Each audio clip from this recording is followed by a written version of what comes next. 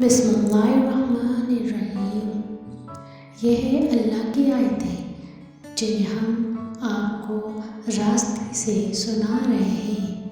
बस अल्लाह ताला और इसके आयतों के बाद ये किस बात पर ईमान लाएंगे